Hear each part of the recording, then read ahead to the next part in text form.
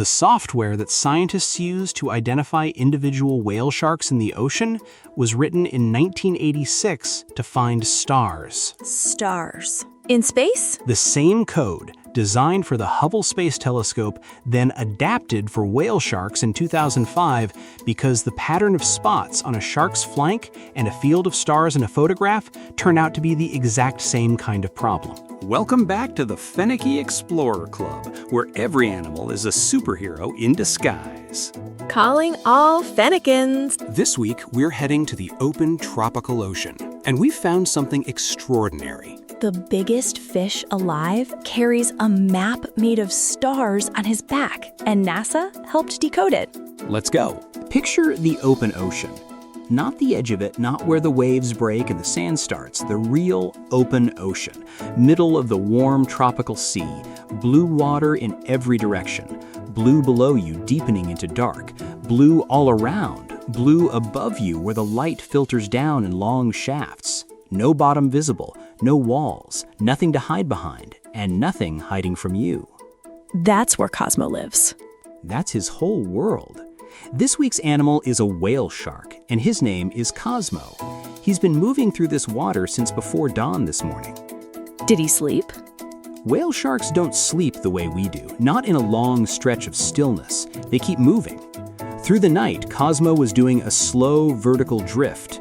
Up a bit, down a bit, up again. A quiet, steady rhythm in the dark water. And at dawn and dusk, he does something called a bounce dive, where he goes down quickly, then comes back up quickly. Why?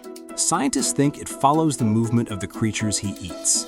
Those tiny organisms rise with the light and sink with the dark, and Cosmo tracks them. He's tuned to the rhythm of the whole ocean, from the warm, bright surface layer all the way down into the cold and the dark, and back up again. He crosses both zones every day. So now it's daytime. He's near the surface. Near the surface, in warm water, maybe 20 to 25 degrees. And in that water, invisible to the naked eye without a microscope, plankton, fish eggs, tiny shrimp, clouds of things too small for a child to see, drifting in the current. And that's what he eats. That's all he eats. He opens his mouth and he keeps swimming forward, just keeps going.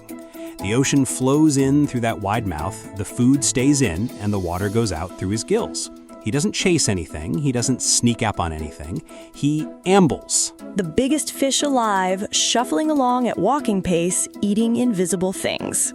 That's the picture. And while he does it, there are remoras, small silverfish that hitchhike on larger animals and pick up scraps.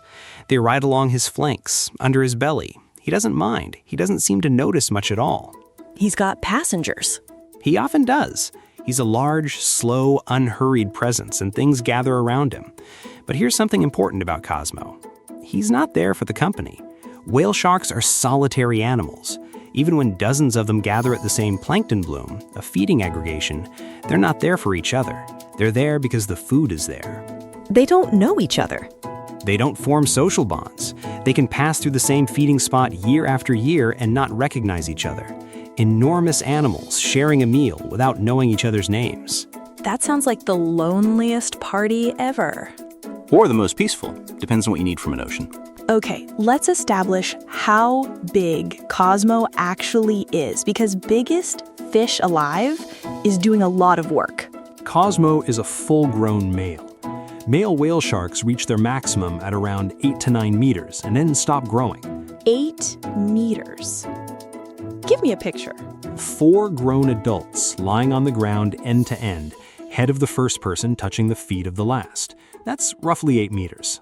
4 people. And through the middle, he's as wide as a small car. He's not a sleek animal. He's broad and thick and everything the word enormous means. And how heavy? Careful with that one. The big weights you'll see written down, 15 tons, 20 tons, belong to the giant females. Cosmo is a male at 8 meters. He's a fraction of that. So we know his length far better than his weight. We know what we can see from the outside. That turns out to matter enormously, and we'll come back to it. 8 meters, as wide as a small car, eating things too small to see, at about the speed of a person out for a stroll. That's the picture. And he's a shark. He is absolutely a shark. Rhinodon typus. And I want to sit with that for a moment because the word shark does a specific thing in most people's brains, and none of it applies to Cosmo. The speed, the menace, the teeth. None of it. He's the largest shark in the ocean and the most structurally gentle. He's never bitten anything. He couldn't really, practically speaking, even if he wanted to. His throat is surprisingly narrow. The engineering of his mouth is entirely about filtering, not swallowing. He's a shark whose whole design is about something other than being a shark.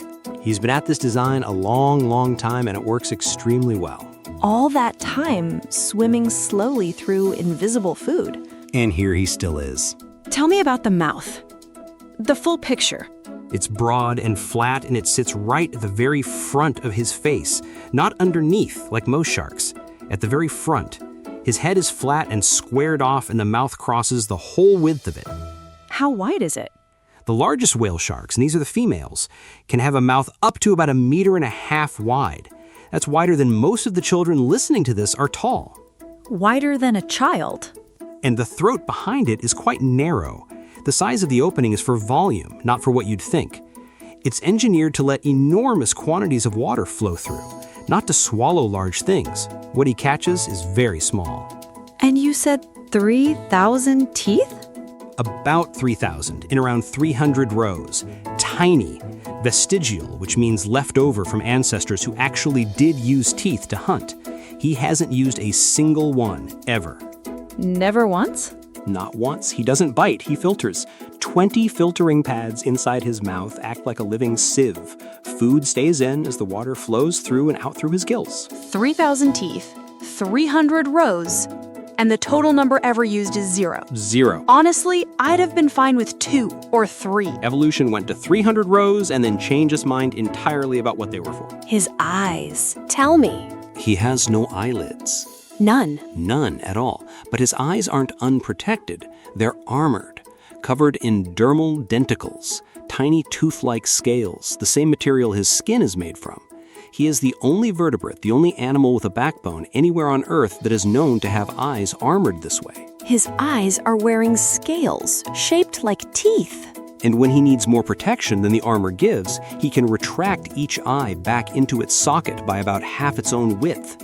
He pulls them in. He withdraws his eyeballs. He has no lids, he has shutters. He doesn't close his eyes because he can't. He withdraws them. That is so strange and so elegant, I don't know what to do with it. Most things about him work this way.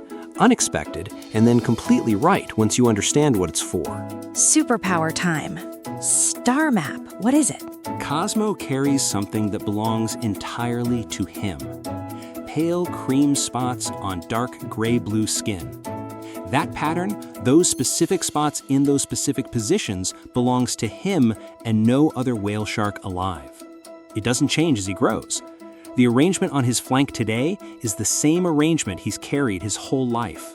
Like a fingerprint. Exactly that principle. And anyone who photographs that pattern can identify which whale shark they're looking at. Not just a scientist on a research vessel, anyone. Anyone? Anyone. A tourist with a waterproof camera, a child on a school trip, a fisherman who spotted a fin from his boat and thought to take a picture. That photograph can go into the database, and the database can tell you which of the known individuals it matches. There's a database? Wild Book for Whale Sharks. As of 2025, it holds 12,459 individually identified animals. Each one has a page, where they've been seen, when, by whom, over how many years. 12,000, each with a history. One whale shark was photographed at Ningaloo Reef in Australia in 1992, the same animal again in 2006, and again in 2011, 19 years from the first picture to the last, and every time they knew exactly who they were looking at. 19 years! How can they be that sure? Because the pattern is the same, it doesn't change, and the database runs partly on photographs from ordinary people who happen to be in the water. Citizen science. Real scientific data, contributed one photograph at a time by people who were there for a snorkel trip and happened to take the right picture. Okay, I've been sitting with the NASA thing since the cold open, and I need this properly explained. Right, here's the problem. You have a photograph of a whale shark. You have a second photograph of what might be the same whale shark taken 3 years earlier from a different angle. How do you tell the computer whether it's the same animal? The spots will look completely different from different angles. Completely. The scale changes, the skin folds differently, the light hits at a different angle. You can't just overlay the two images. You need to read the geometry of the whole pattern, not the appearance of any individual spot. That sounds hard. In 1986, a physicist named Edward Groth was working on software for the Hubble Space Telescope, and he had almost the same problem. You have a photograph of a patch of sky. You have a second photograph of a slightly different part of that sky taken at a slightly different angle. How does the software determine whether any stars appear in both images? Stars and spots, patterns of points. Groth's solution was triangles. Take every possible set of 3 stars in the first photograph, calculate the geometric properties of the triangle they form, the angles, the proportions, the ratios between the sides. Then compare those triangles against every triangle formed by stars in the second photograph.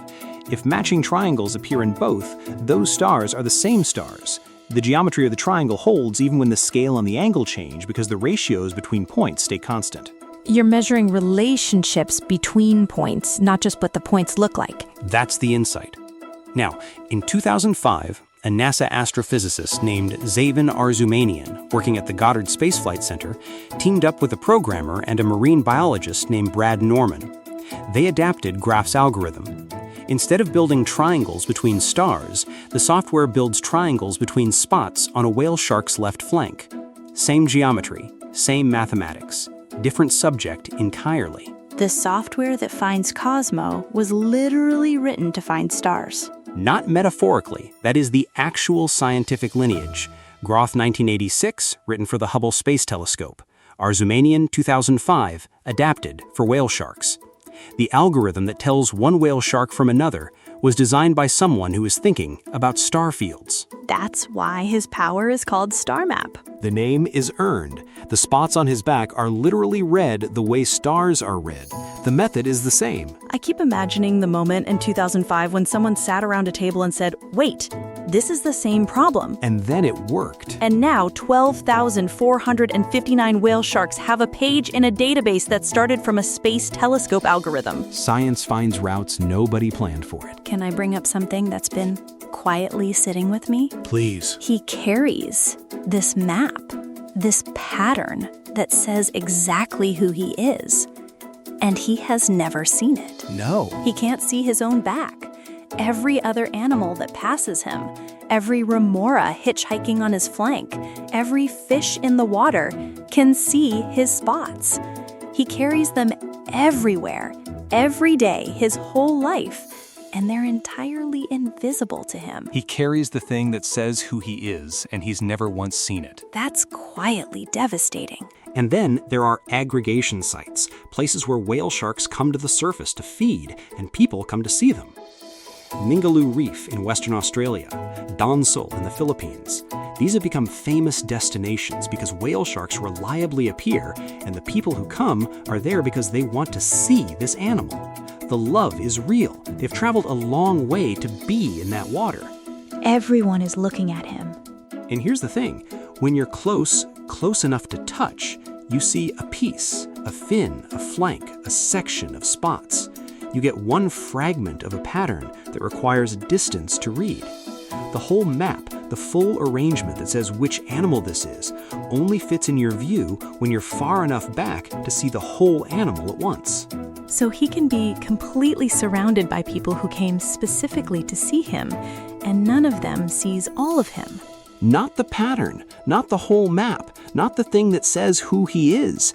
Every single person in the water is seeing a piece. Being in the middle of everyone and still unknown by any of them. That's the specific ache. And I think most people have felt some version of that. Being surrounded and not seen. Not all of you, just a piece of you. Kids especially. Kids especially. And it's not hypothetical on his side. He feels the crowd. The research shows it. Studies from Ningaloo, Donsol, Mozambique document measurable behavioral changes when swimmers get too close. He turns, he dives, he accelerates, he stops feeding and moves off. He's trying to find some room. He's trying to get a bit of space in the middle of everyone who loves him. And I want to be careful here because the people in the water are not the enemy. They love this animal. They're just so close that each of them only gets a piece of the picture. You can love something deeply and still be too close to understand it. That's just true. It's not a character flaw. It's a question of distance. And without the distance, nobody is actually seeing him. Not whole. Not the thing that matters. And then one person hangs back. Tell me. Far enough that the whole animal fits in front of them. Not a fin, not a flank. 4 adults worth of dark blue spotted body moving through the water. And for the first time all morning, someone is looking at all of him at once. One picture. They take a photograph.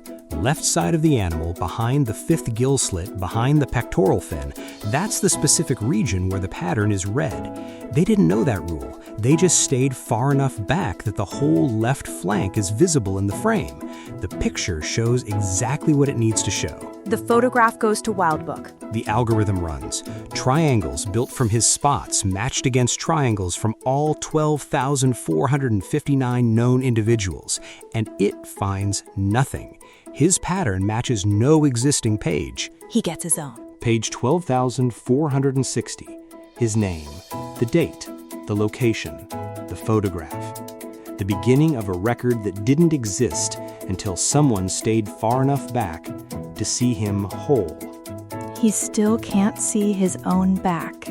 No, and it turned out he didn't need to. Someone else saw it, properly, from the right distance, and that was enough. That's the whole picture. The person who actually saw him was the one who gave him room. And anyone listening right now could be that person. If you're ever in the water with a whale shark, and I hope you are, stay back far enough to see the whole animal. The guide will tell you 3 meters minimum from his body, 4 meters from his tail. That's the Ningaloo Code.